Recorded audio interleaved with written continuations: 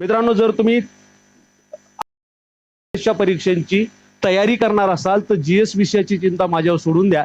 GS विषयासाठी हे जे सगळे सब्जेक्ट आहेत, भूगोल असेल, अर्थव्यवस्था असेल, इतिहास, सामान्य, राज्यघटना, पंचायतराज, पर्यावरण, करंट अफेअर्स, स्ट्रॅटेजिक आहे, हे सगळं आपण एका बॅच मध्ये कव्हर केलेलं आहे आणि ही बॅच तुम्हाला 799 ला अवेलेबल आहे. या बॅच मध्ये 140 प्लस व्हिडिओज आहेत आणि लाईव्ह याच्यामध्ये सेशन सुरू आहे. सध्या लाईव्ह सायन्स सुरू आहे. हे झाल्यानंतर पॉलिटी होईल, त्याच्यानंतर इकॉनॉमिक्स होईल. ऑलरेडी एक सिलेबस कंप्लीट आहे. त्याच्यानंतर परत आपण लाईव्ह पहिल्यापासून सुरू केलेले. ज्यांना घ्यायचं असेल तर डिस्क्रिप्शन मध्ये आपल्या ॲपची लिंक आहे, तिथून तुम्ही जॉईन करू शकता. आणि येऊया आपण पहिल्या प्रश्नाकडे. पहिला प्रश्न तुमच्या समोर हा. दुसरी एक महत्वाची गोष्ट, हे जे सगळं मी घेतोय या सगळ्यांची पीडीएफ मी तुम्हाला अवेलेबल करून देतोय. आपल्या डिस्क्रिप्शन मध्ये असणाऱ्या टेलिग्राम चॅनलवर भेट द्या. जिओग्राफी बाय शिंगारे सर या टेलिग्राम चॅनलला भेट द्या आणि या टेलिग्राम चॅनलवर काही नोट्स अवेलेबल करून दिलेले आहेत, जसे टोपण नावे, लेखक, काही महत्वाची पुस्तके, लेखक, प्राचीन भारताचा इतिहास, तर हे सगळं तुम्ही तिथून डाउनलोड करून घेऊ शकता. आता हे आजचे प्रश्न नाहीत, परत एकदा सांगतो, हे आजचे प्रश्न नाहीत, हे 10 आणि 11 तारखेचे प्रश्न आहेत. बघा, इथं तुम्हाला विचारले ब्राह्मणेतर चळवळीची सुरुवात महाराष्ट्रात किंवा कोणत्या वर्षी ब्राह्मणेतर चळवळीची सुरुवात झाली. मित्रांनो, ब्राह्मणेतर चळवळ म्हणजे काय? ब्राह्मणेतर चळवळ म्हणजे ब्राह्मणाच्या विरोधात निर्माण झालेली चळवळ. ब्राह्मणाचं जे वर्चस्व होतं किंवा ब्राह्मणांची जे काही रूढी परंपरा राबवल्या होत्या त्याच्या विरोधात जी सुरुवात झालेली चळवळ होती त्याचं नाव होतं ब्राह्मणेतर चळवळ. मित्रांनो, ब्राह्मणेतर चळवळीचा कालावधी जर तुम्हाला महाराष्ट्रात कन्सिडर केलेला पाहायला मिळतो तर ब्राह्मणेतर चळवळीचा कालावधी हा आपल्याला पाहायला मिळतो 1873 ते 1938 पर्यंत हा कालावधी आहे. मित्रांनो, ब्राह्मणेतर चळवळीचे 2 टप्पे आपल्याला पाहायला मिळतात. किती टप्पे पाहायला मिळतात? 2 टप्पे. व्यवस्थित लक्ष द्या, 100% तुम्हाला परीक्षेला याचा फायदा होईल. कमेंटमध्ये आजचा पॅटर्न विनायक सर मी घेतच नाही, मी काल आणि परवाचा पॅटर्न घेतो, त्यामुळे ती बाकीचं डिस्कशन करू नका. आजचा पॅटर्न उद्या घेईल मी. ठीक आहे, चला. 2 टप्पे. एक पहिला टप्पा होता त्याला म्हणायचं सत्यशोधक चळवळ.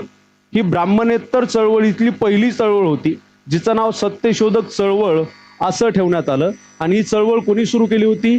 महात्मा ज्योतिबा फुले यांनी सुरू केली होती. महात्मा ज्योतिबा फुले यांनी ही चळवळ सुरू केली होती. मग ब्राह्मणेतर चळवळीची सुरुवात जर कोणी केली असेल तर ती महात्मा ज्योतिबा फुले यांनी केली. ब्राह्मणेतर चळवळीची सुरुवात महात्मा ज्योतिबा फुले यांनी गुलामगिरी नावाचं पुस्तक लिहिलं आणि या गुलामगिरी पुस्तकामधून यांनी सत्यशोधक चळवळ जी आहे ही पुढे आणली. ब्राह्मणांबद्दलची जी नाराजी आहे ही जाहीर केली आणि ब्राह्मणेतर चळवळीची सुरुवात केली. त्याच्यानंतर दुसरी चळवळ सुरू झाली, ब्राह्मणेतर चळवळ. या दुसऱ्या ब्राह्मणेतर चळवळीला वेदोक्त चळवळ असं म्हटलं गेलं. वेदोक्त चळवळ असं म्हटलं गेलं. ठीक आहे, ही कोणी सुरू केली? वेदोक्त चळवळ ही सुरू केली मित्रांनो शाहू महाराजांनी. कोणी? शाहू महाराज. आता ब्राह्मणेतर चळवळीवर कोणते कोणते प्रश्न आपल्याला अपेक्षित आहेत की बाबा हे प्रश्न विचारले जाऊ शकतात. सर्वात पहिला प्रश्न विचारला जाऊ शकतो, ब्राह्मणेतर चळवळीचे नेते कोणते कोणते होते? ब्राह्मणेतर चळवळीचे नेते आपण जर म्हटलं तर महादेव गोविंद रानडे हे ब्राह्मणेतर चळवळीचे नेते होते. त्याच्यानंतर केशव जेधे हे ब्राह्मणेतर चळवळीचे नेते होते. त्याच्यानंतर भास्कर जाधव ब्राह्मणेतर चळवळीचे नेते होते. भास्कर जाधव. त्याच्यानंतर दिनकरराव जवळकर हे ब्राह्मणेतर चळवळीतील नेते होते. क्लिअर? येते लक्ष? आणखी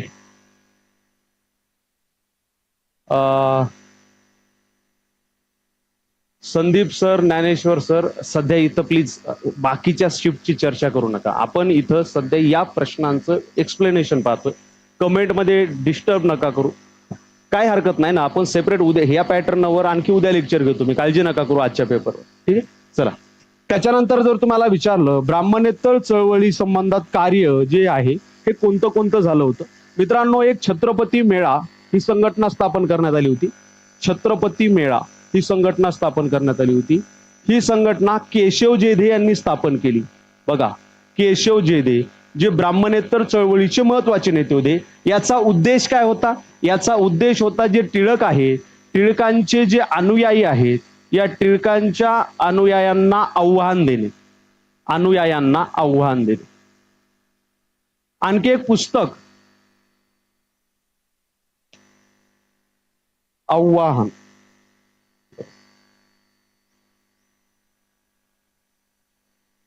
आव्हान देणे. आणखी एक पुस्तक याच्यासाठी प्रसिद्ध होतं या ब्राह्मणेतर चळवळीचं, देशाचे दुश्मन नावाचं पुस्तक. तुम्हाला विचारलं जाईल देशाचं दुश्मन नावाचं पुस्तक जे आहे हे कुणी लिहिलं होतं, तर दिनकरराव जवळकर यांनी लिहिलं होतं. आणि हे पुस्तक जे आहे हे पुस्तक कोणाच्या विरोधात लिहिलं होतं, तर दिनकरराव जवळकर यांनी हे जे पुस्तक आहे हे पुस्तक दोन नेते लोकमान्य टिळक आणि विष्णूशास्त्री चिपळूणकर यांच्या विरोधात लिहिलं होतं. विष्णूशास्त्री चिपळूणकर यांच्या विरोधात. क्लिअर? येते लक्षात? मग इथं लक्षात घ्यायचं, ब्राह्मणेतर चळवळीची सुरुवात तुम्हाला विचारली 1873 झाली. सत्यशोधक चळवळ म्हणून ही ओळखली जाऊ लागली. आणि सत्यशोधक चळवळीचे प्रणेते कोण होते? सत्यशोधक चळवळीचे प्रणेते होते महात्मा ज्योतिबा फुले. त्यामुळे या प्रश्नाचं उत्तर ऑप्शन क्रमांक 2 हे बरोबर आहे. चला, क्लिअर? बाकी कमेंटमध्ये इतर चर्चा करू नका प्लीज, कृपया. संबंधित लेक्चर बद्दल आपण चर्चा करू. याच्यावर आलेले प्रश्न काय प्रिडिक्ट होऊ शकतात पुढच्या पेपरमध्ये त्याच्याबद्दलही चर्चा करू. पहिल्या प्रश्नाचं उत्तर ऑप्शन क्रमांक 2 बरोबर आहे. चला येऊया पुढच्या प्रश्नाकडे. मराठी भाषेचे शिवाजी कोणाला म्हणतात? हे परीक्षेला प्रश्न आलेला आहे. मराठी भाषेचे शिवाजी कोणाला म्हणतात? मराठी भाषेचे शिवाजी कोणाला म्हणतात? फास्ट.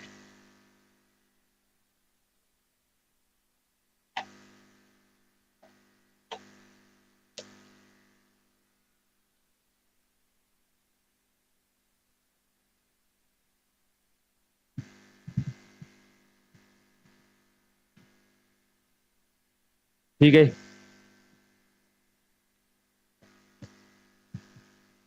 आणखी सॉल्व्ह झालाच नाही का प्रॉब्लेम? आवाज येत नाही व्यवस्थित? चला लक्षात घ्या मित्रांनो, याच्यासाठी मी तुम्हाला पहिलं लेक्चर जे आपलं समाज कल्याण परीक्षेचं घेतलं होतं, या पहिल्या लेक्चरमध्ये ही एक लिस्ट दिली होती. या लिस्टवरच आधारित 3 प्रश्न मागच्या 3 दिवसामध्ये आलेले. यापैकी लिस्टमध्ये पहिलं दुसरंच नाव होतं की विष्णूशास्त्री चिपळूणकर यांना मराठी भाषेचे शिवाजी म्हणतात. त्यामुळे मी म्हटलं की व्यवस्थित जर तुम्ही हे जर केलं असतं तर तुम्हाला 100% फायदा झाला असता. मराठी भाषेचे पाणिनी म्हटलं दादोबा पांडुरंग तर्खडकर, रिव्हिजन करून घ्या सोबत माझ्या. मराठी भाषेचे जॉन्सन म्हटलं कृष्णशास्त्री चिपळूणकर. मराठी भाषेचे शिवाजी म्हटलं विष्णूशास्त्री चिपळूणकर. त्याच्यानंतर बालकवी नावाने कविता त्र्यंबक बापूजी ठोंबरे. केशवसूत हे टोपण नाव कृष्णाजी केशव दामले. केशव कुमार हे टोपण नाव प्रल्हाद केशव आत्रे, प्र के आत्रे आपण ज्यांना म्हणतो. कवी बी हे टोपण नाव नारायण मुरलीधर गुप्ते. आरती प्रभू हे टोपण नाव चिंतामण त्र्यंबक मुरलीधर. गोविंदाग्रज हे टोपण नाव राम गणेश गडकरी. लोकहितवादी टोपण नाव गोपाळ हरी देशमुख.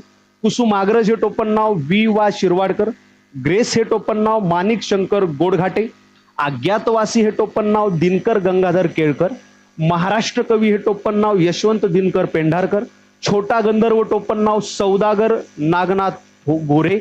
श्रीपाद नारायण राजहंस हे बालगंधर्व नावाने ओळखले जायचे. रामदास हे टोपण नाव नारायण सूर्याजी ठोसर. निसर्गप्रेमी टोपण नाव बी सी मर्ढेकर. कृष्णकुमार टोपण नाव सेतू माधवराव पगडी. त्याच्यानंतर रानकवी टोपण नाव ना धो महानोर. साहित्य सम्राट टोपण नाव न ची केळकर. माधव जुलियन टोपण नाव माधव त्र्यंबक पटवर्धन. माधवानुज हे सुद्धा आलेलं आहे. IMP लक्षात घ्या. हे टोपण नाव काशीनाथ हरी मोडक. कुंजबिहारी टोपण नाव हरिहर गुरुनाथ कुलकर्णी. ही लिस्ट महत्वाची आहे. लिस्ट महत्वाची आहे. आता लक्षात घ्या, प्रश्न मी पुस्तकांवर घेत नाही, परंतु जस्ट आपण एवढं एक रिवाइज करून घेऊ की पुस्तकांवर सुद्धा प्रश्न आलेले आहेत. आणि आज जो प्रश्न आला होता, आजच येते वेळेस मला कोणीतरी आता पाठवला, मी एक स्क्रीनशॉट मारून घेतला होता. चला बघतो याच्यात घेतलाय किंवा नाही घेतला. स्वामी विवेकानंद यांचं पुस्तक होतं. असो, एकदा रिवाइज करूया एवढी सगळी स्लाइड, त्याच्यानंतर पुढच्या प्रश्नाकडे येऊया. माणुसकीचा गहिवर श्रीपाद महादेव माटे यांचं पुस्तक आहे. क्लिअर? त्याच्यानंतर उपेक्षितांचे अंतरंग, कोण म्हणते? कीर्ती गायकवाड. तुम्ही पेपर दिलाय का हो? कीर्ती गायकवाड पेपर दिलाय? हे येडे आहेत का पोरं हे आज सांगणारे? हा प्रश्न आला होता म्हणून, हा प्रश्न आला होता, हा प्रश्न आला होता.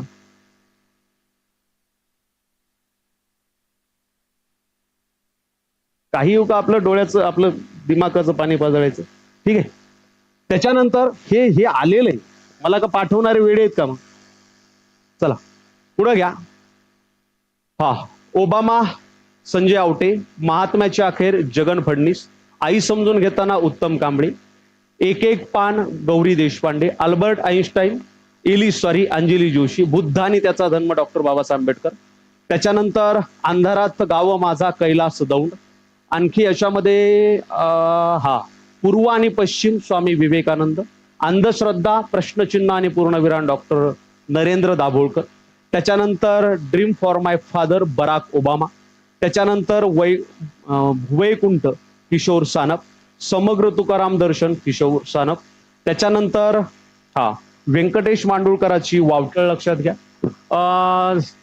यशाची गुरुकिल्ली श्याम मराठे, हे महत्वाचं आहे.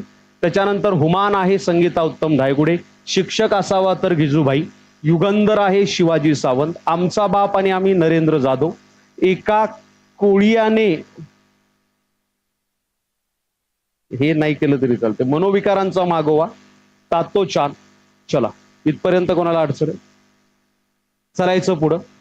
चला घ्या पुढचा प्रश्न घ्या.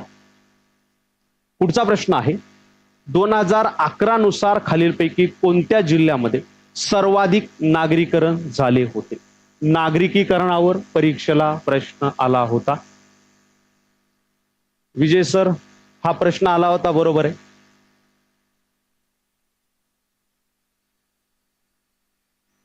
आदर सर, धन्यवाद.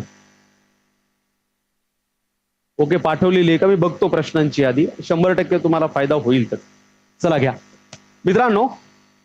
नागरिकीकरण किंवा शहरीकरण हे दोन्ही एकच शब्द आहेत. शहरीकरण असो नागरिकीकरण असो. शहरीकरण म्हणजे काय? शहरीकरण म्हणजे शहरांमध्ये जाणाऱ्या लोकांची संख्या वाढणे. जेव्हा आपण दोन्हीचा विचार करतो महाराष्ट्र आणि भारताचा, तेव्हा महाराष्ट्रामध्ये नागरिकीकरण किती टक्के झालेले, म्हणजे एकूण लोकसंख्येच्या किती टक्के लोक हे आपल्याला शहरामध्ये आलेले पाहायला मिळतात. तर महाराष्ट्राची टक्केवारी आहे 45.2%. एवढं नागरिकीकरण महाराष्ट्रामध्ये झालेले. हेच आपण भारताचा जेव्हा विचार करतो, भारताचं नागरिकीकरण 31.6% आपल्याला पाहायला मिळतं. मित्रांनो, महाराष्ट्रामध्ये दोन असे जिल्हे आहेत ज्यांचं 100% नागरिकीकरण झालेलं आहे. एक आहे मुंबई उपनगर आणि दुसरं आहे मुंबई शहर. मित्रांनो, भारतामध्ये एकही असं राज्य नाही ज्याचं 100% नागरीकरण झालं नाही. ही आकडेवारी आपण 2011ची पाहतोय, कारण त्याच्यानंतर आपल्याला जनगणना झालेली आढळून येत नाही. क्लिअर? येते लक्षात? पुढे चला. आता भारतामध्ये नागरीकरणाचा आपण जर दर पाहिला तर हा 31.6% एवढा दर होता. आणि हा जर दर आपण पाहिला, याच्यामध्ये सर्वाधिक जर कोणाचा असेल तो गोवा राज्याचा हा दर आपल्याला आढळून येतो. गोवा राज्यामध्ये मित्रांनो जवळपास 62% नागरीकरण झालेलं आढळून येतं. जेव्हा महाराष्ट्रातील टॉप 5 जिल्हे तुम्हाला विचारले जिथं सर्वाधिक नागरिकीकरण झालेलं आहे, त्या जिल्ह्यांची लिस्ट तुम्हाला माहित असणं गरजेचे आहे. पहिला जिल्हा मुंबई उपनगर मुंबई शहर, जिथं 100% नागरीकरण झालेलं आहे. किती टक्के? 100% नागरीकरण झालेलं आहे. दुसरा जिल्हा आहे ठाणे. ठाणे जिल्ह्यामध्ये नागरीकरण किती झालेलं आहे? 77% झालेलं आहे. तिसरा जिल्हा आपल्याला पाहायला मिळतो नागरीकरणाचा, तो म्हणजे नागपूर. नागपूर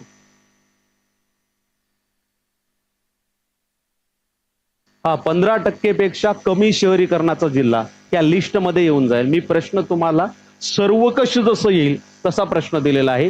तोच प्रश्न आहे 15% पेक्षा कमी शहरीकरणाचा, तो येणार आहे पुढे. नागपूरचा तिसरा क्रमांक लागतो शहरीकरणामध्ये. नागपूरचं शहरीकरण 68.3%.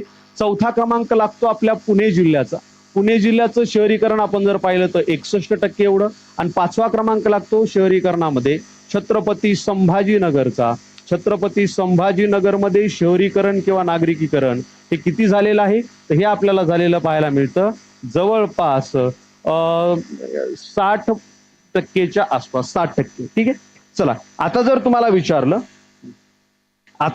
विचारलं सॉरी 43.8% इथं, 43.8%. 43.8. कमी शहरीकरण झालेले भारतातले महाराष्ट्रातले जिल्हे ज्यांचं शहरीकरण कमी झालेलं आहे, कमी शहरीकरण किंवा कमी नागरिकीकरण झालेले 5 जिल्हे. तुम्ही जो प्रश्न मला सांगितला आलेला आहे त्याचं उत्तर तुम्हाला इथं मिळतं. सर्वात कमी शहरीकरण झालेला जिल्हा जो आहे त्याचं नाव आहे गडचिरोली जिल्हा. गडचिरोली जिल्ह्यामध्ये नागरिकीकरण जे आहे हे झालेलं आहे 11% एवढं. दुसरा जिल्हा आपल्याला पाहायला मिळतो सिंधुदुर्ग जिल्हा. मित्रांनो, सिंधुदुर्ग जिल्ह्यामध्ये किती नागरिकीकरण झालेलं आहे? 12.6% नागरिकीकरण झालेलं आहे. तिसरा जिल्हा आपल्याला पाहायला मिळतो हिंगोली जिल्हा. हिंगोली जिल्ह्यामध्ये किती नागरिकीकरण झालेलं आहे? हिंगोली जिल्ह्यामध्ये 15.2% नागरिकीकरण झालेले आहे. म्हणजे तुमच्या प्रश्नाचं उत्तर तुम्हाला इथंच मिळालं. 15% पेक्षा नागरिकीकरण कमी असणारे जिल्हे कोणते? गडचिरोली आणि सिंधुदुर्ग.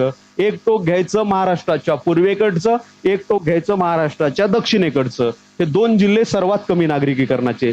चौथा क्रमांक आपल्याला पाहायला मिळतो रत्नागिरी जिल्ह्याचा. रत्नागिरी जिल्ह्याचं नागरिकीकरण किती झालेलं आहे?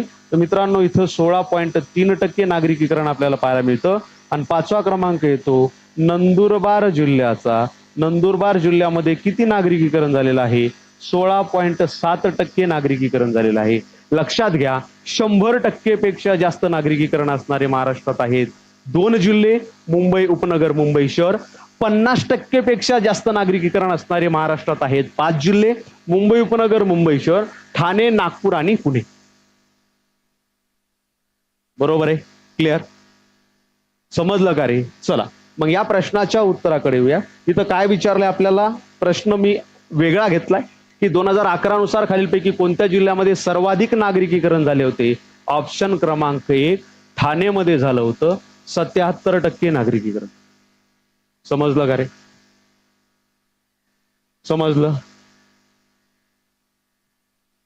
राईट. चलायचं पुढं, चलायचं पुढं. चला घ्या पुढचा प्रश्न. मुघल साम्राज्याची स्थापना कोणत्या वर्षी झाली? बहामनी साम्राज्यावर मागच्या 2 दिवसांमध्ये चांगले प्रश्न आलेले आहेत आणि याच्याबद्दल मी तुम्हाला सांगितलं होतं. बऱ्याच जणांची उत्तरं सुद्धा बरोबर आलेली.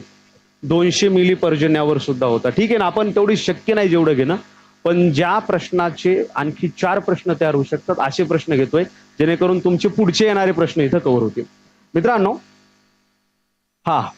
लक्ष द्या. पुढं एक प्रश्न आला होता.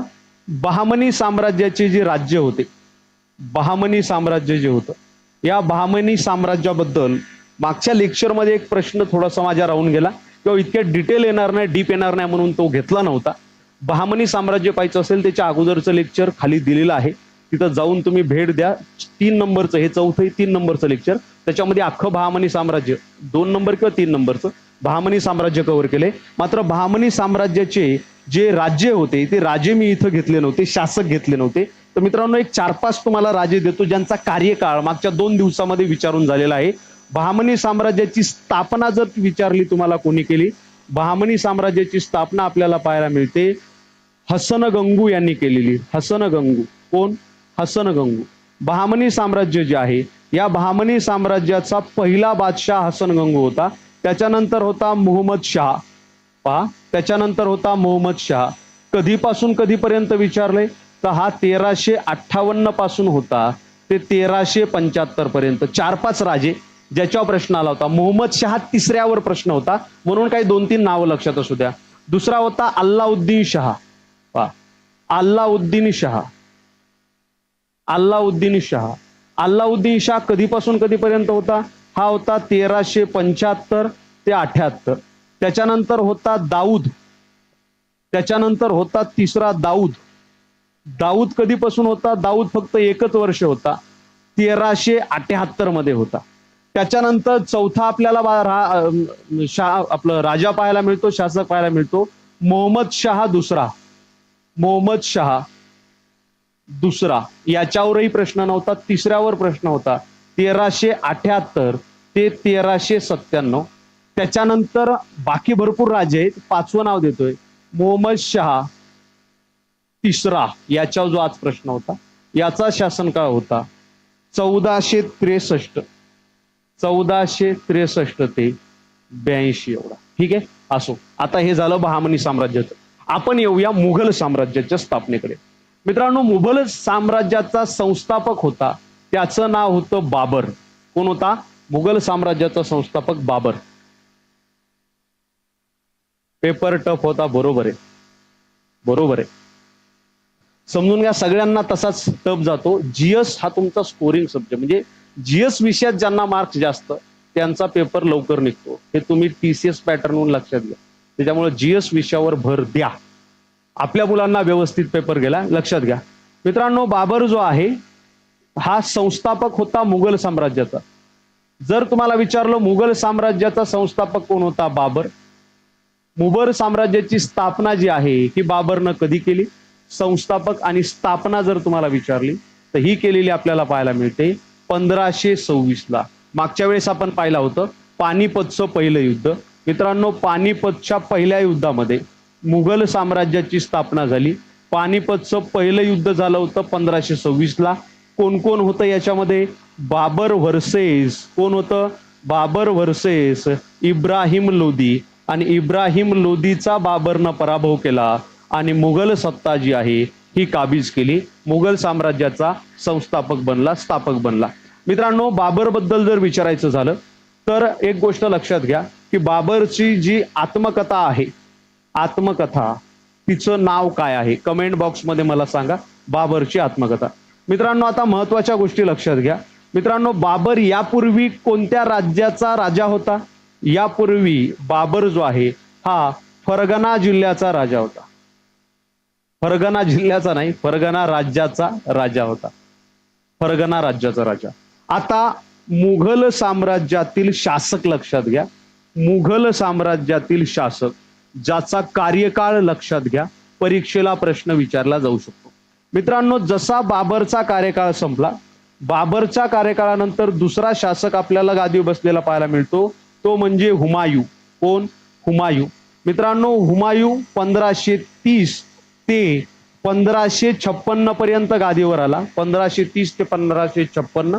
आणि तुम्हाला माहित आहे हुमायूंचा पराभव हेमूनं केला आणि हेमूनं दिल्ली पुन्हा काबीज केली. बघा, बाबरनं इब्राहिम लोदीचा पराभव केला आणि मुघलाची किंवा मुघलशाही सुरू केली. मात्र हुमायूं गादीवर बसल्यानंतर 30 ला बाबरचा मृत्यू झाला. हुमायूं गादीवर बसल्यानंतर हुमायूंचा जो पराभव आहे हा केला होता हेमूने. बरोबर आहे.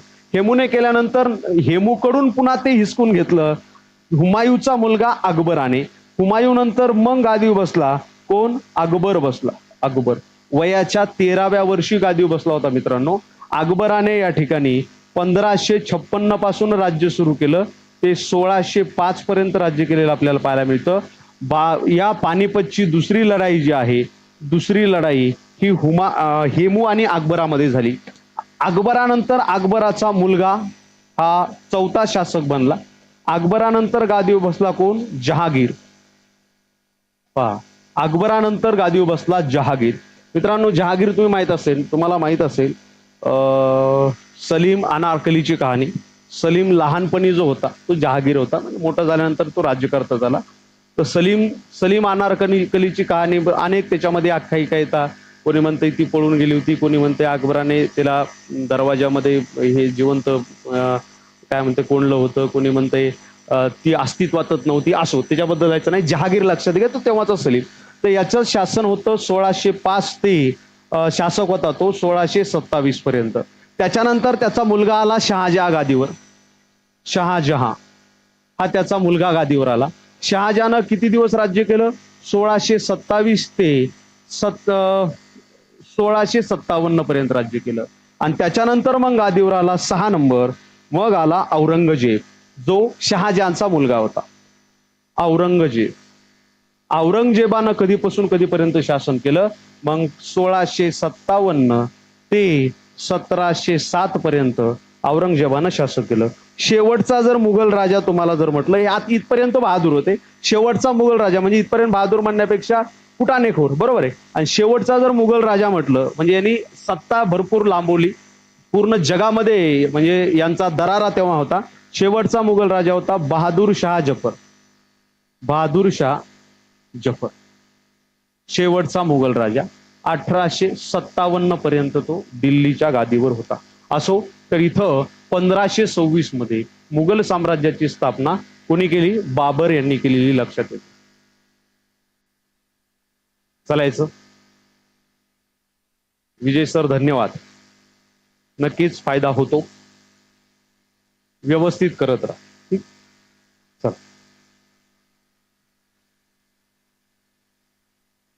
चालायचं. पुढचा प्रश्न, हे समजलं का रे? एकदा मला कमेंट करून सांगा बरं. तुमच्या कमेंट मला स्क्रोल झालेल्या दिसत नाहीत. हे समजलं का? लक्षात घ्या, जे प्रश्न आलेले आहेत ते इथं टाकू नका प्लीज. माझा नंबर आहे, टेलिग्राम चॅनल आहे, तिथं आयडी आहे, त्याच्यावर टाका. इथं फक्त चर्चा आपल्या या लेक्चर बद्दल करा. कोणते प्रश्न आलते, नव्हते आले, काय येणार आहेत, काय नाही, हे जे मी घेतोय हे महत्वाचं आहे. हे तर प्रश्न तुम्हाला कुठं नाही मिळतील, समजणं महत्वाचं. ठीक आहे, चला घ्या पुढचा प्रश्न. पुढचा प्रश्न तुमच्या समोर हा, कोणत्या मृदेस स्वमशागत करणारी मृदा असं म्हटलं जातं? स्वमशागत करणारी मृदा. मृदेवर प्रत्येक शिफ्टला प्रश्न आहे, त्यामुळं मृदा व्यवस्थित करा. तुम्हाला शॉर्टकट मध्ये मृदेबद्दल माहिती देतो. महाराष्ट्रात आढळणाऱ्या ज्या मृदा आहेत त्या मृदेबद्दल तुम्हाला माहिती देतो, ते एवढं लक्षात ठेवा. मित्रांनो, मुख्यतः महाराष्ट्रामध्ये 4 प्रकारच्या मृदा आढळतात. एक काळी मृदा, दुसरी जांभी मृदा, लक्षात घ्या बरं का. तिसरी पिवळसर तपकिरी मृदा, पिवळसर तपकिरी मृदा मुख्यतः सांगते, आणि चौथी गाळाची मृदा. महाराष्ट्रात कोणत्या भागामध्ये किती प्रमाणात मृदा आढळते असं जर तुम्हाला विचारलं, हा प्रश्न एकदा मी घेतलेला सुद्धा आहे मागच्या एका पेपरमध्ये, बरोबर आहे, लक्षात घ्या.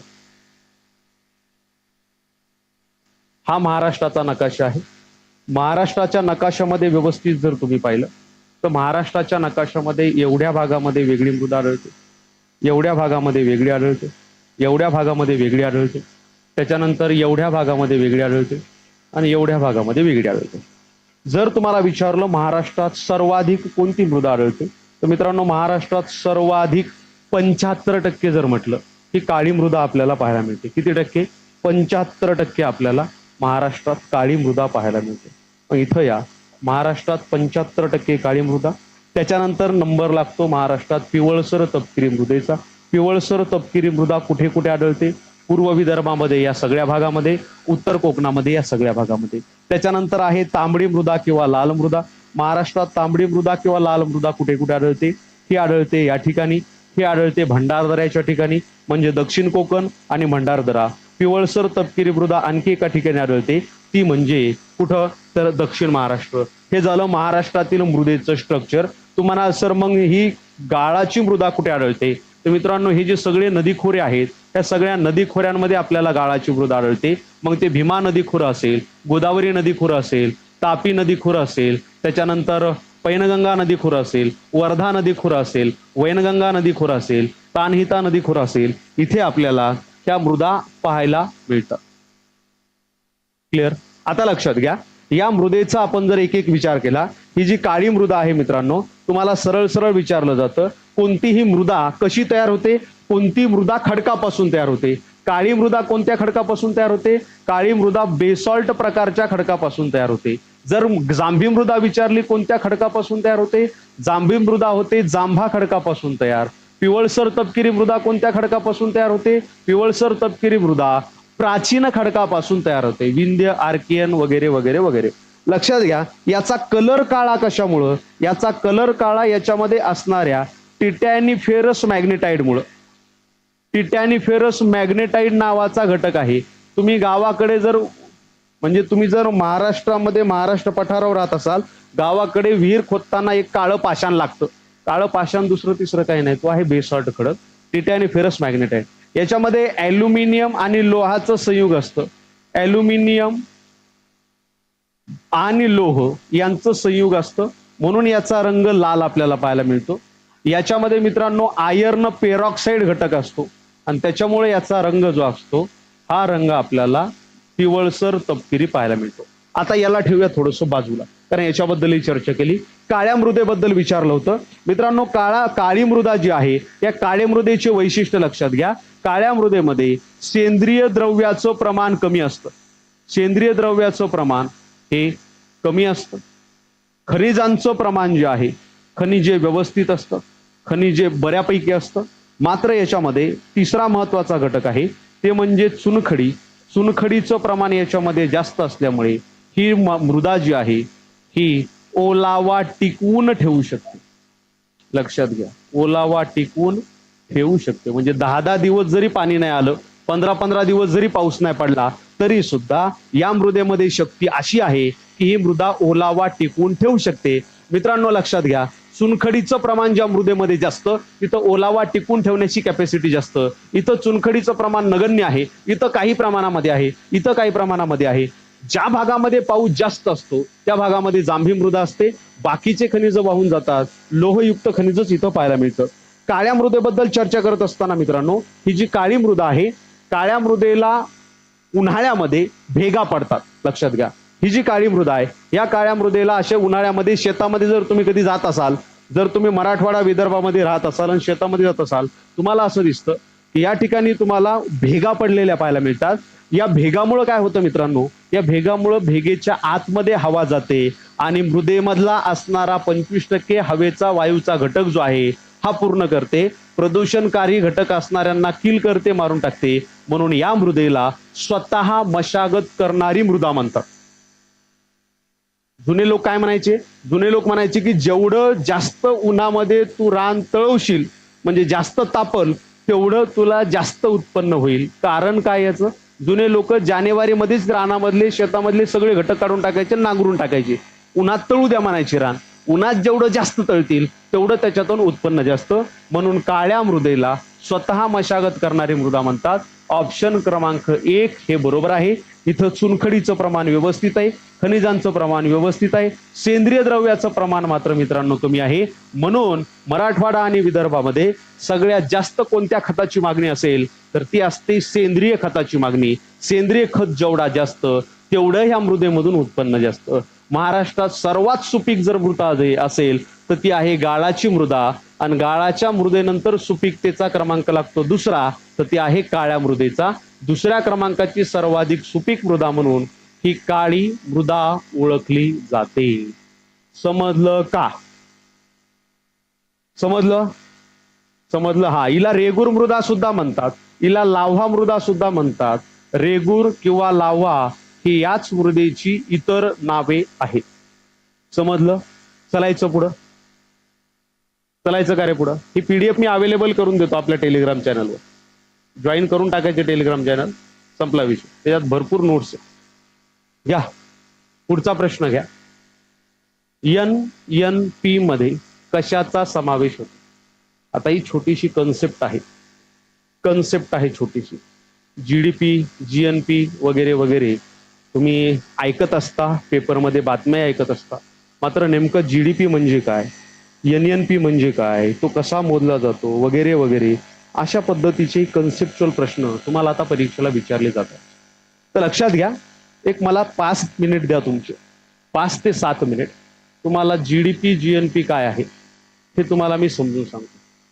रवी दिंडे सर, प्रश्न आहे तुमचा, कळाला मला, कळाला प्रश्न. एकाच तासामध्ये सगळं घेणं शक्य नाही मित्र. मी ट्राय करतो, बरोबर, ट्राय करतो, ठीक आहे.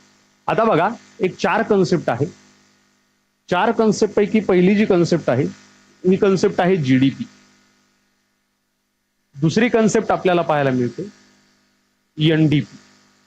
तिसरी कन्सेप्ट आपल्याला पाहायला मिळते GNP, आणि चौथी कन्सेप्ट आपल्याला पाहायला मिळते NNP. आता व्यवस्थित लक्ष द्या बरं, आता व्यवस्थित लक्ष. कन्सेप्ट समजल्याशिवाय पुढे जायचं.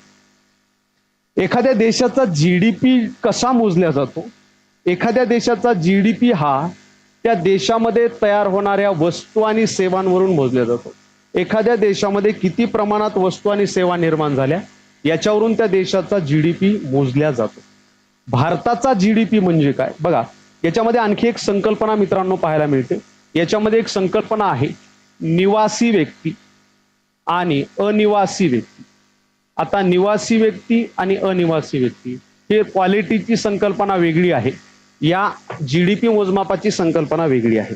क्वालिटीच्या संकल्पनेमध्ये जो भारताचा नागरिक आहे त्याला निवासी म्हटलं जातं आणि जो भारताचा नागरिक नाही त्याला अनिवासी म्हटलं जातं. कृष्णा सर थोडंसं ऍडजस्ट करा, लिंक तोडू देऊ नका रे, हे तुमचा फायदा आहे, कन्सेप्ट समजून घ्या. एवढ्या जीव तोडून तुम्हाला मी सांगतोय, मी सांगत असताना म्हणजे मला भान नसतं की आपण काय देतोय किती देतोय, मग एवढ्या तळमळीनं सांगतोय तर तुम्ही लिंक तोडू देऊ नका. हा लक्षात घ्या मित्रांनो, इथं निवासी व्यक्ती म्हणजे असा व्यक्ती जो भारतामध्ये राहून एका वर्षापेक्षा जास्त कालावधीसाठी जर भारताच्या आर्थिक क्रियेमध्ये भाग घेत असेल तर त्याला म्हणायचं निवासी व्यक्ती. आर्थिक क्रियेमध्ये म्हणजे भारतात खरेदी विक्री काही शॉपिंग वगैरे हे सगळं याला म्हणायचं निवासी व्यक्ती. किंवा भारतात एखादी कंपनी आली, ती कंपनी भारतातल्या इतर कंपन्यांसोबत व्यवहार करते, याला म्हणायचं निवासी संस्था. बरोबर आहे. जीडीपी म्हणजे काय? जीडीपी म्हणजे भारताच्या भौगोलिक क्षेत्रामध्ये तयार होणाऱ्या सर्व वस्तू आणि ज्या सेवा असतात, या सर्व वस्तू आणि सेवांचं अंतिम मूल्य म्हणजे काय? तर अंतिम मूल्य म्हणजे जीडीपी. उदाहरणार्थ भारतामध्ये आपण जर म्हटलं की 1000 कंपन्या आहेत आणि 1000 कंपन्यांचं दरवर्षीचं एकूण वस्तू विकण्याचं टार्गेट किंवा एकूण विकलेल्या वस्तू किंवा एकूण त्यांचं उत्पन्न जे आहे हे म्हणजे भारतामध्ये असणाऱ्या लोकांचं उत्पन्न किंवा भारताचा जीडीपी आपण म्हणू शकतो.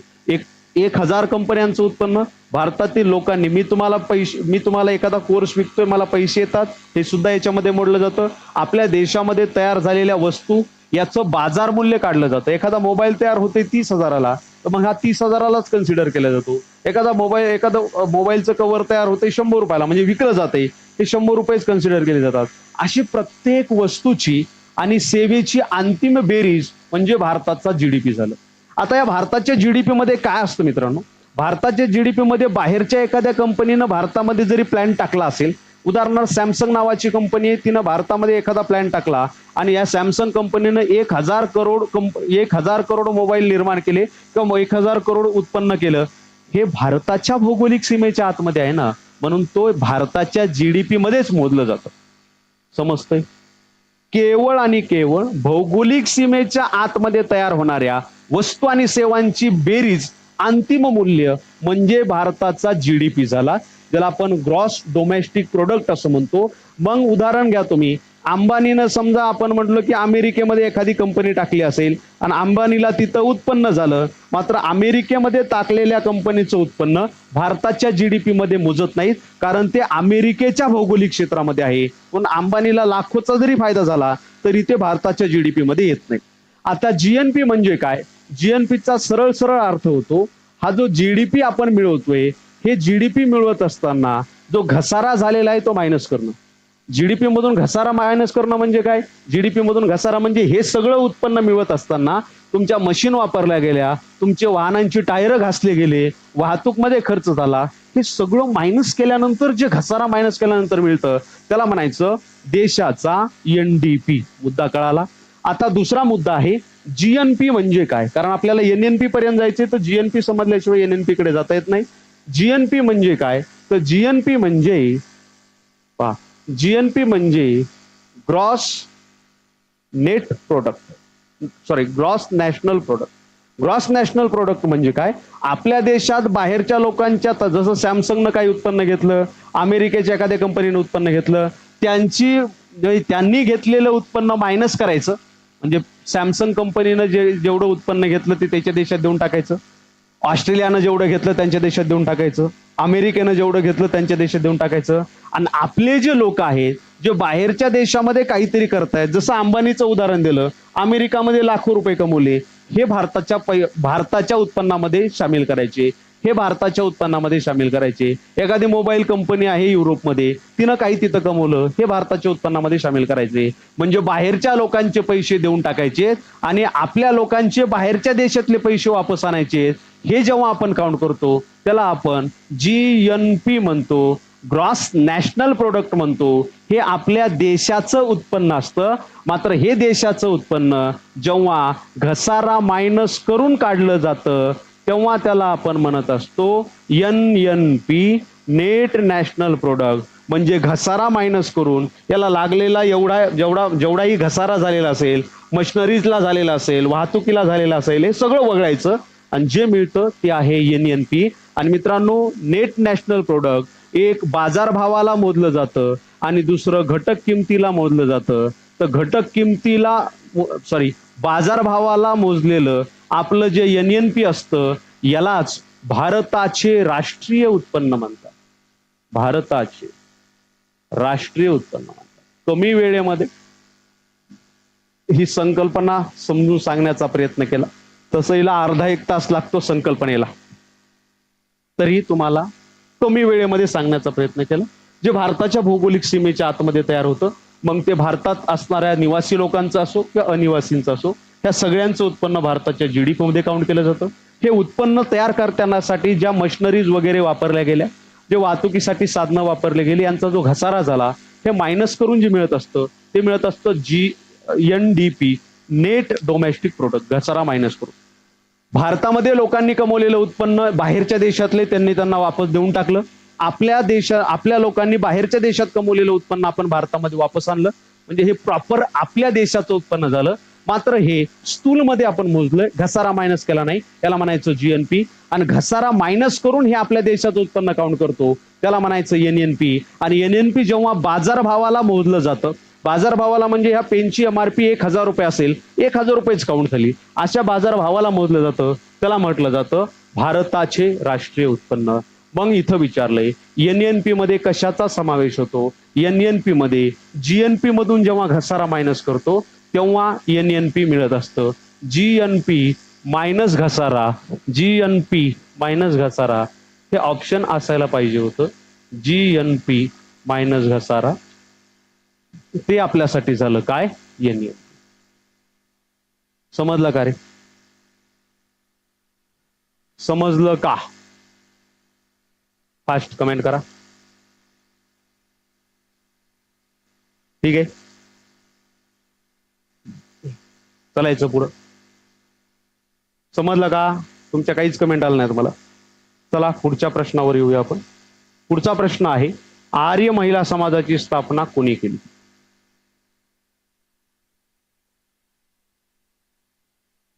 आर्य महिला समाजाची स्थापना कोणी केली?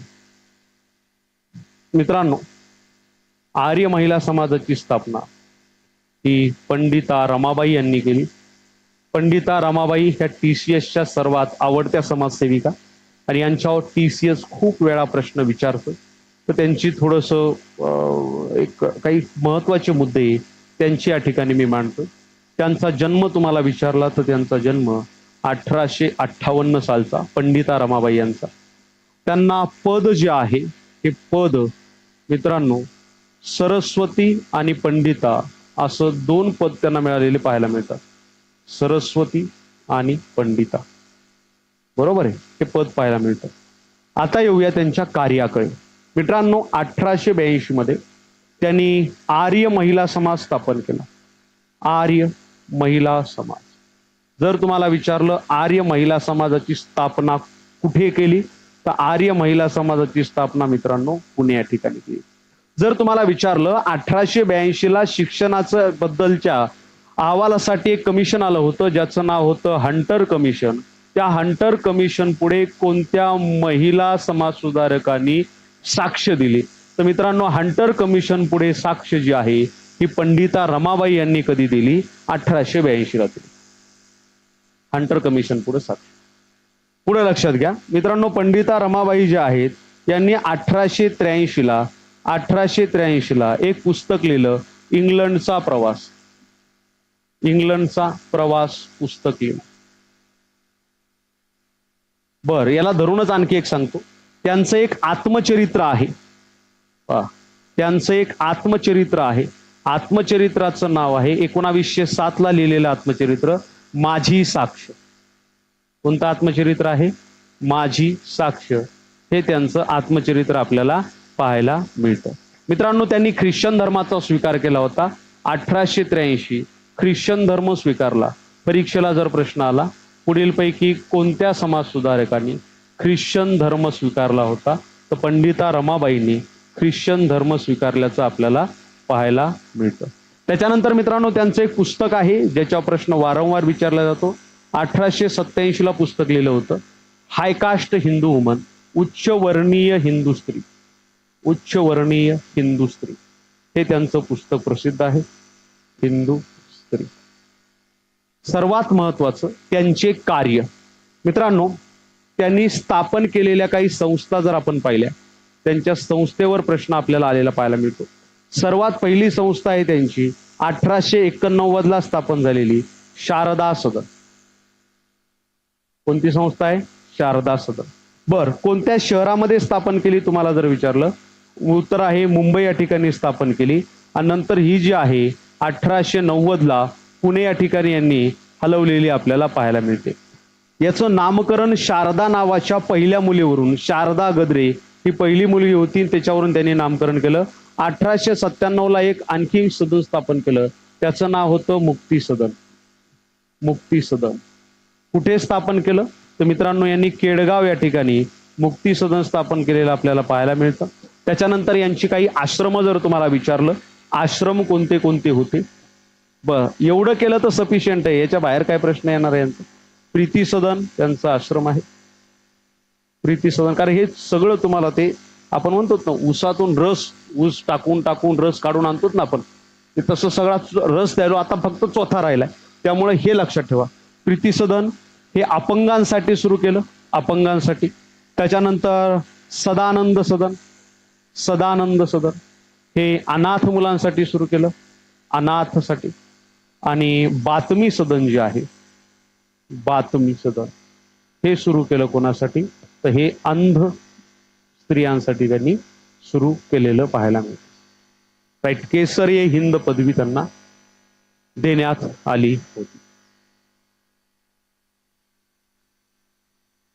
चला, कोणाला काय अडचण आहे का इथपर्यंत? चालायचं पुढं, चालायचं. घ्या पुढचा प्रश्न घ्या. संपत्तीचा अधिकार कोणत्या घटना दुरुस्तीने कमी करण्यात आला? संपत्तीचा अधिकार कोणत्या घटना दुरुस्तीने कमी करण्यात आला? संपत्तीचा अधिकार तुम्हाला विचारलंय आणि कोणत्या घटना दुरुस्तीने कमी केलाय हे विचारलंय. म्हणजे तुम्हाला काही महत्वाच्या घटना दुरुस्त्या इथे माहीत असणं गरजेचं आहे.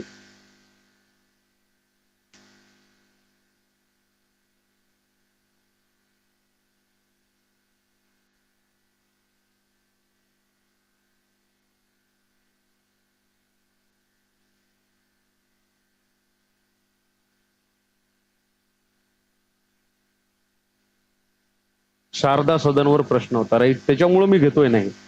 त्यामुळं व्यवस्थित करा, जेवढं देतोय तेवढं. काही महत्वाच्या घटना दुरुस्त्या लक्षात घ्या, तुम्हाला माहित असतील तर तुम्ही उत्तर देत चला. सांगा बरं, पहिली घटना दुरुस्ती कशासाठी करण्यात आली होती?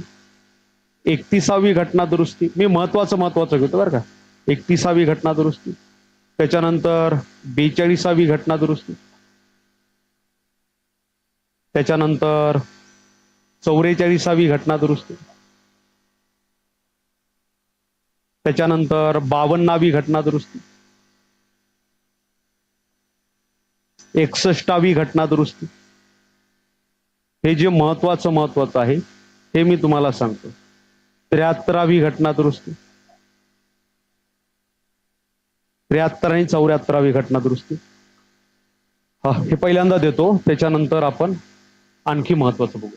पहिली घटना दुरुस्ती मित्रांनो 1951 ला झाली आणि याने 9वे परिशिष्ट समावेश करण्यात आले. 9वे परिशिष्ट जे आहे हे या घटना दुरुस्तीला समाविष्ट करण्यात आले. समाविष्ट. ठीक, पुढे 31वी घटना दुरुस्ती ही 1973 ला झाली. ही लोकसभा जी आहे, लोकसभेची सदस्य संख्येबद्दल होती. सदस्य संख्या कितीवरून किती करण्यात आली? ही सदस्य संख्या 525 वरून किती करण्यात आली? 545 करण्यात आली. घटना दुरुस्ती 31.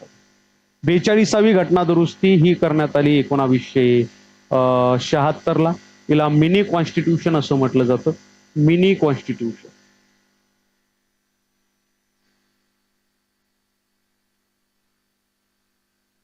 मिनी कॉन्स्टिट्यूशन मित्रांनो, याच्यामध्ये सर्वात महत्वाचं सरनाम्यामध्ये बदल करण्यात आला. एकमेव बदल होता.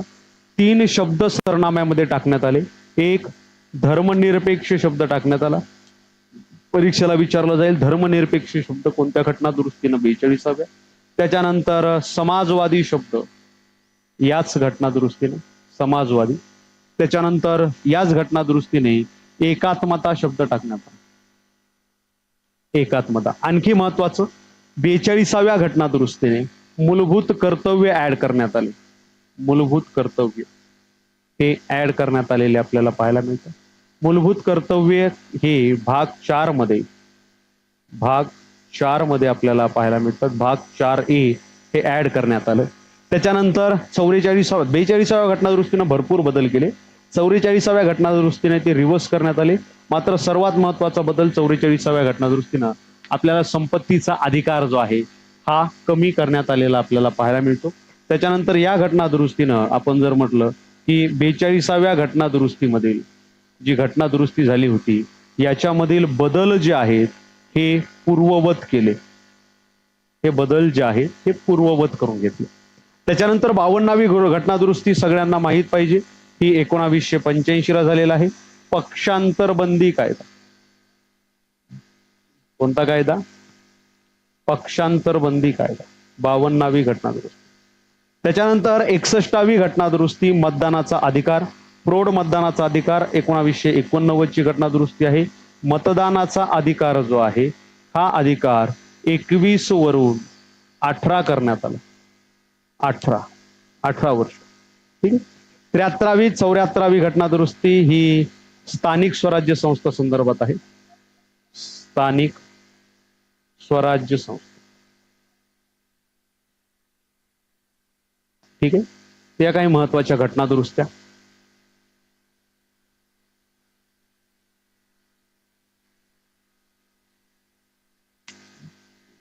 सर्वात महत्वाचे इथं ऑप्शन क्रमांक 2 हे बरोबर. 9वे परिशिष्ट राईट ऍड करण्यात. या पुढचा प्रश्न. मूलभूत कर्तव्य राज्यघटनेच्या कोणत्या भागामध्ये येतात? काय म्हणतायत हे चर्चा करताना?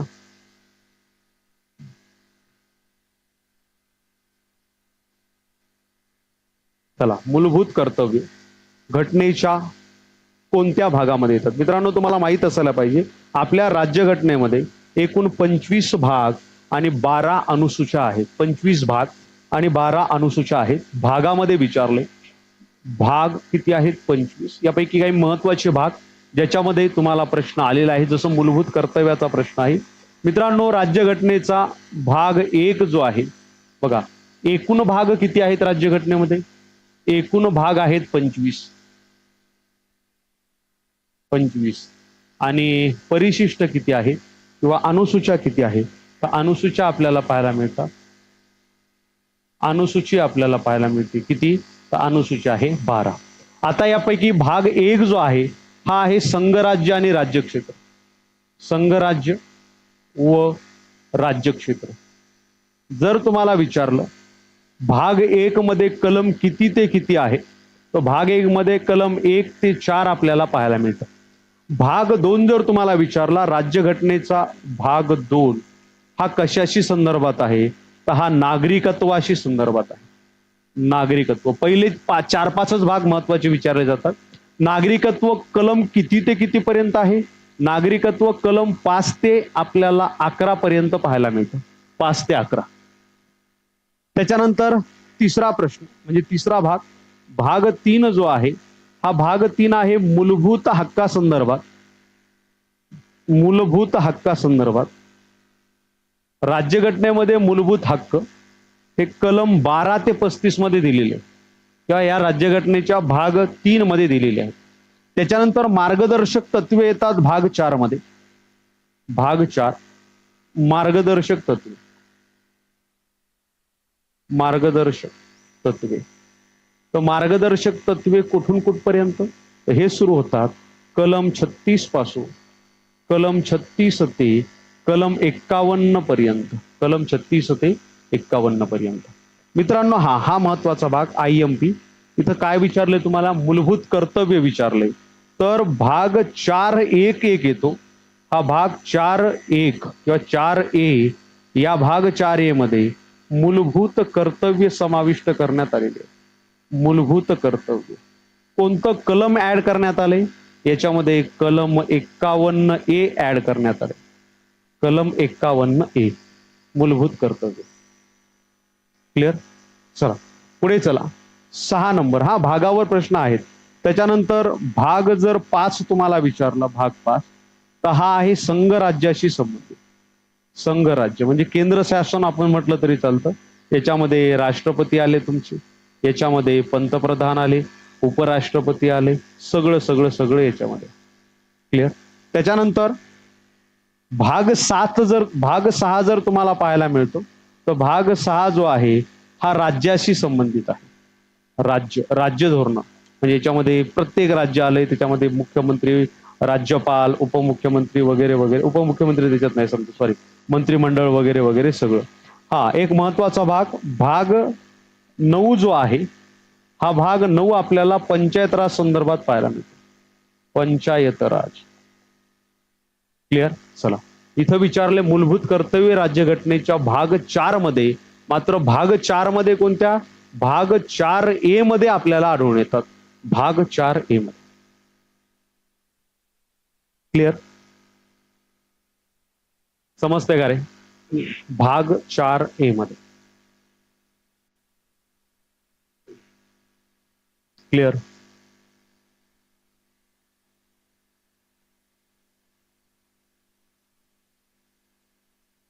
हा घ्या पुढचा प्रश्न. इंद्रावती नदी पुढीलपैकी कोणत्या राज्यातून वाहत नाही? इंद्रावती नदीवर विचारण्यात आलेला प्रश्न.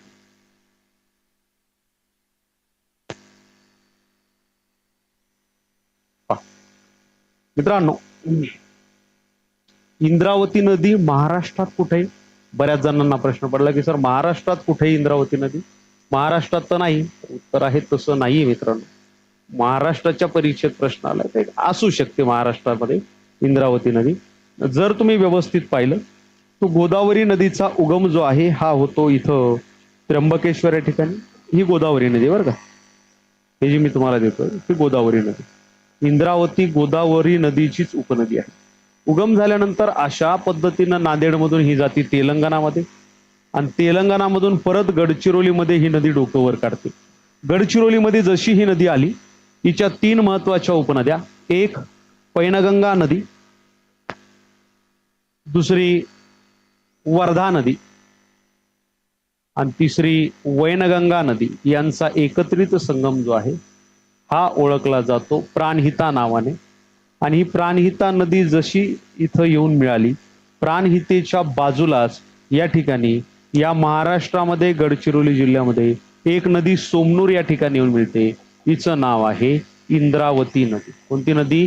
इंद्रावती नदी. आणि या इंद्रावती नदीवर तुम्हाला प्रश्न आलेला आहे. बघा, इंद्रावती नदीवर प्रश्न आलेला आहे, कोणत्या राज्यातून वाहते वगैरे वगैरे. मित्रांनो, इंद्रावती नदीचा उगम जर तुम्हाला विचारला, इंद्रावती नदीचा उगम हे माहित पाहिजे. आता एवढे डिटेल प्रश्न येत आहेत तर आपल्याला सर्वकष अभ्यास असणं गरजेचं आहे. तिचा उगम जो आहे हा आपल्याला मुंगेर या ठिकाणी पाहायला मिळतो. मुंगेर पर्वत ओडिसा राज्यामध्ये हा पर्वत आहे. ओडिसा राज्यामध्ये हा पर्वत आहे. त्याच्यानंतर या नदीचा प्रवाह जर तुम्हाला विचारला, या नदीचा प्रवाह एकूण 3 राज्य. या नदीचा प्रवास सुरू होतो तो म्हणजे ओडिसा राज्यामधून. ओडिसामधून ही नदी येते छत्तीसगडला, आणि नंतर यमएच म्हणजे महाराष्ट्रामध्ये ही नदी येते.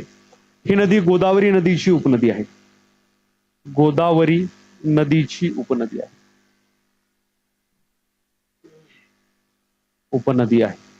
या नदीची एकूण लांबी जर तुम्हाला विचारली, एकूण लांबी इंद्रावती नदीची, तर एकूण लांबी आपल्याला पाहायला मिळते 535 किलोमीटर.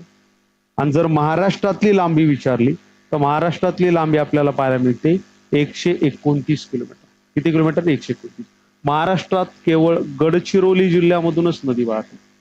कोणत्या जिल्ह्यामधून? गडचिरोली जिल्ह्यामधूनच नदी आपल्याला वाहताना पाहायला मिळते. मित्रांनो, गोदावरी आणि इंद्रावतीचा एक संगम आहे. गोदावरी इंद्रावती या 2 नद्यांचा संगम जो आहे हा होतो सोमनूर या ठिकाणी. कुठं? सोमनूर या ठिकाणी. सोमनूर या ठिकाणी गडचिरोली जिल्ह्यामध्ये हिचा संगम आपल्याला गोदावरीमध्ये पाहायला मिळतो. मित्रांनो, ही जी नदी आहे इंद्रावती नदी, या इंद्रावती नदीवर एक धबधबा आहे आणि या धबधब्याचं नाव आहे चित्रकूट धबधबा. चित्रकूट धबधबा. कोणता धबधबा? चित्रकूट धबधबा. समजते? येते लक्षात? चल. तर आजच्या लेक्चरमध्ये या ठिकाणी आपण थांबूया. हे जे सगळं मी घेतलेलं आहे हे एका पीपीटीच्या स्वरूपामध्ये, पीडीएफच्या स्वरूपामध्ये मी आपल्या टेलिग्राम चॅनलवर अपलोड करतो. तिथून तुम्ही डाउनलोड करून घ्या आणि पुन्हा उद्याच्या लेक्चरमध्ये आपण भेटूया. इथपर्यंत कोणाला काय अडचण असेल तर विचारू शकता. जॉग्राफी बाय शिंगारे सर हे टेलिग्राम चॅनल जॉईन करा आणि जे मुलं नवीन जॉईन झालेले असतील तर लेक्चर लाईक करा, जेणेकरून लवकरात लवकर तुमच्या समोर येण्यासाठी मला स्फूर्ती येईल. ठीक आहे, चला. आणि लेक्चर कसं वाटलं हे कमेंट करून सांगा, विसरू नका, कारण आपल्याला आणखी काही नवीन विषय तुमच्या समोर घेऊन येता येते. हा घेतो मॅडम, कृतिका मॅडम घेतो, मी ट्राय करतो. ठीक आहे, चला. आजच्या लेक्चरमध्ये आज आपण इथं थांबतोय.